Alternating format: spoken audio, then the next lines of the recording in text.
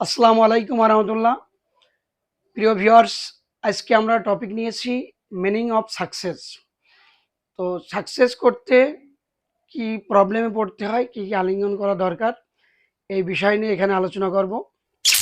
তো এখানে আমি আগেই লিখে রেখেছি, কি জন্য অনেক সময় লাগে, যার কারণে লিখার এই সময়টা অনেকের ধৈর্য মানে না, এই জন্য আমি আগেই লিখেছি। এখানে মিনিং অফ সাকসেস লেখা আছে। এখানে সাতটি অ্যালফাবেট দিয়ে এখানে সাকসেস লেখা আছে। সাতটি অ্যালফাবেটেরই এখানে অর্থ বলা হবে, মনোযোগ দিয়ে শুনবেন। প্রথমে আমরা সাকসেসের এস নিয়েছি, see your goal.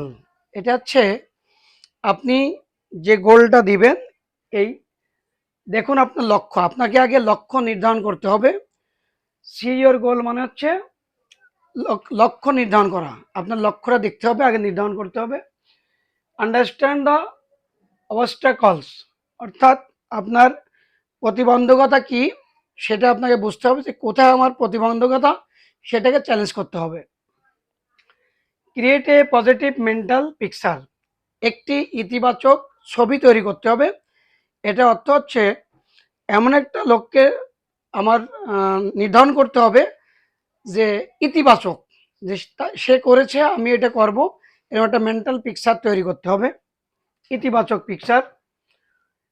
Clear your mind of self doubt, আপনার আত্মসন্দেহটা আপনার আত্মসন্দেহটাকে পরিষ্কার করতে হবে, আত্মসন্দেহটাকে ওভারটেক করতে হবে।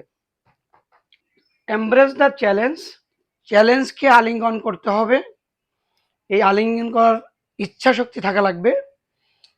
এরপরে স্টে অন ট্র্যাক, আপনি ট্র্যাকে রাখবেন, যত সময় সাকসেস না হন আপনি ট্র্যাকে থাকতে হবে অলওয়েজ।